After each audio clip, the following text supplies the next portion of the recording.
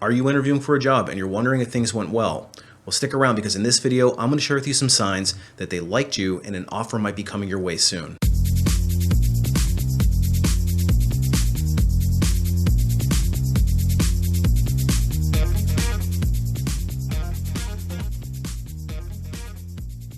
Hey everybody, it's Brian from Life After Layoff, and today I want to share with you some positive signs to look for in your job interview. Of course, interviewing is one of the most nerve-wracking things that a person can go through, especially if you're unemployed and looking to get back in the job market as quickly as you can. And I'm sure we've all experienced it where you think you knocked it out of the park, you're waiting for your offer to come, and then suddenly you get a rejection letter, and vice versa, you have an interview that you feel like you absolutely bombed, and then an offer comes, so it can be a little bit head-scratching. So as a corporate recruiter, I'm going to try to alleviate some of your anxiety and share with you some subtle signs that you can look for that would indicate that the team actually really liked you. They might be working through a few things, but an offer could be coming your way soon. But before we get into that, if you're interested in more career and job search related content just like this directly from a corporate recruiter, make sure you hit that subscribe button. You might also want to hit that notification bell so you don't miss any future posts. After a particularly successful interview, the hiring manager will often go to the recruiter and ask them to keep the candidate warm. And it's usually because we're trying to wrap up interviews with a few other candidates, or they have a few loose ends that they have to get through. In some cases, hiring manager might have to go on a vacation or wait for some other decision maker to get back in the loop. But when they want to keep a candidate engaged, they will ask us to keep them warm. So if the company, and in particular the recruiter, is keeping you abreast of what's going on behind the scenes kind of step by step, it's generally considered a very good sign because that's what they're calling keeping you warm. We want to keep you engaged, close to the role, still excited. There's usually a period of kind of post-interview high that we want you to feel good about the role. So as we move through the process, we can hopefully get you to sign a dotted line. And on the flip side, if the recruiter is not keeping you up to date, there's long periods of time where there's no information being fed back to you and you're generally kept in the dark. It's probably not a great sign because they're working through other candidate slates and you might just be considered one of 4 or 5, and maybe you're ranked number 3 or number 4. So they don't consider you necessarily a top candidate. This isn't always the case, but in general, I found that the candidates that the hiring manager is most interested in, they want me to actively keep you warm and engaged. And we'll try to get you back into the interview process or conclude it as fast as we can. The second thing we'll do usually at the same time, and this is highly indicative of a hiring manager being really interested in you, is we'll ask if you're actively interviewing with other companies. And listen, this is not sinister. I've heard some people with some conspiracy theories about how if they do this, you should be very non-committal and all this kind of stuff. And the only reason that we would ask you this question is we're trying to gauge how aggressive we have to be moving you through the rest of the interview process. Because oftentimes hiring managers, even though they really like you, they'll have all these different schedules going on in different directions. They'll have this one off on vacation, this one can't meet for another 2 weeks, and they've got a key decision maker that they can't seem to get on the calendar for whatever reason, and oftentimes it slows things down. And a good candidate, again, we're trying to keep you warm, but a good candidate is not going to typically last through that period of time. So if you got another interview and or an offer, what that means to me is that I need to light a fire under their butt. I can usually get things to move a little quicker. Sometimes we might even skip a step or skip an interviewer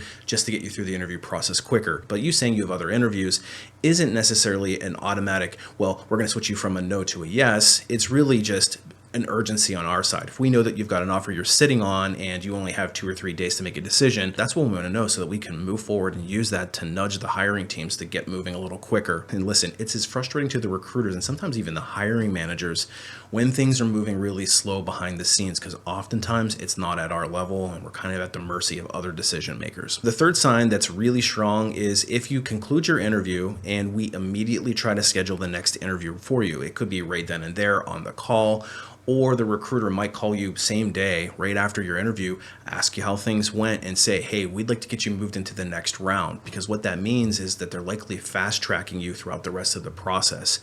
If they're fast tracking you, it means that they've clearly identified you as a strong candidate. And if they're moving mountains to get you with a senior leader, that is a super strong sign that they think that you're a very solid candidate and that you likely could end up with an offer at the end, because typically that's the hardest one for us to get scheduled. And if that senior leader knows how important this hire is and how high potential you are, they will clear their schedule as well. It's kind of interesting how that one works, where suddenly Moses clears the Red Sea when you absolutely need it.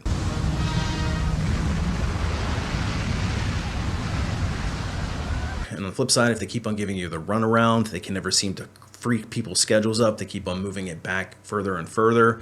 That's probably an indicator that either the job itself is not very high on their priority list, or you as a candidate are kind of just a mid-tier candidate. So I hate to break the news to you in that regard, but I'm just being realistic here. Another sign to look for is if the recruiter calls you back after your interviews have concluded, and then they ask you to reconfirm your interest and your salary expectations. And if the recruiter is doing this, it's likely because the hiring manager is asking them to go and kind of feel out your situation, where your head is at with the process, how you like the role. And the reconfirming of the salary expectation is a really strong sign that they're working through some numbers on the back end, and they just want to make sure when they present the offer that you're going to be excited about it out the gate. Now, I'll say with the salary expectation, this is not an opportunity for you to suddenly skyrocket your ask, because you could lose the offer at that point. Because if there's a huge disconnect from what you put on your application or what you told the recruiter in the first screen, and when we ask you to reconfirm, could be considered a red flag. And I have seen people lose the offer because of that. So try to be realistic and consistent. And I made some other videos if you need help on how to answer the salary expectations. The last sign that I would look for is if the hiring manager actually calls you up directly instead of the recruiter, because oftentimes we'll suggest to the hiring manager, like, hey, listen, if you really like this candidate, it would be worth you calling them instead of us, so that you could reconfirm the interest. You can answer any lingering questions that they may have. And it's what we call a pre-sale or pre-close. Basically what we're doing is trying to get you excited and then trying to work through any potential objections that you might have to the job as early into the offer process as we can, so that we can try to get it done quickly, because the company doesn't want a lengthy back and forth, especially if they get to an offer, and the candidate doesn't want it either. Of course, we will always be negotiating our offers, but nonetheless, we want to get this thing wrapped up as fast as we can. Now, these are just a few signs, but I want to point out that if you're in the room, you've got invited into the interview, it means that they really like you. They won't put you through a panel interview if they don't think that you're a good fit for the job. So this is your chance to shine and show them why you're such a great fit for their job. But nonetheless, interviewing is a very stressful time, and hopefully some of these signs will help alleviate some of your anxiety as you wrap things up. And if you're listening to this and you're saying, gosh, these all sound great and all, but I'm not getting any of these signs, I'm not even getting the phone to ring, that's actually something that I specialize in. I've got a website called alifeafterlayoff.com, which is loaded with tips and tricks, all from an insider's perspective. And I share my deepest and most intimate recruiting knowledge in the form of some training courses. The first one is called Resume Rocketfuel, and it's designed to teach you how to write a resume that's going to give you the best chance of getting that phone to actually start to ring. And I walk through step by step how to write a resume from a recruiter's perspective, share some templates. It makes it as easy as possible to write your resume. But once you get the phone call, it's up to you to market yourself through each round of the interview to ultimately land that dream offer. And this is where the Ultimate Job Seeker Bootcamp comes in. I walk you through each round of the interview process. I give you tips and techniques and break down exactly what it is that they're looking for, so that you can position yourself to be the one that gets the offer. And of course, once we get to the offer, I give you some tips and tricks to make sure that you negotiate the best possible terms and don't leave a dime on the table. And this section alone is usually worth the price of admission, and we can usually get the investment that you make in the courses back for you in the form of a better offer. And of course, if you want to skip the recruiter altogether, that's the preferable method to getting into the interview process. And that's where you have to leverage the power of targeted networking, and I created a course called Unlocking LinkedIn to teach you exactly how to do that with authority. And if you're really struggling and you just don't know what's going wrong in your job search, I do offer some limited one-on-one coaching, and you can reach me through my website for that. Anyway, hopefully this one helps. Check out the rest of my interview playlist if you need more help with your interviewing skills. Appreciate you watching. We'll see you on the next one.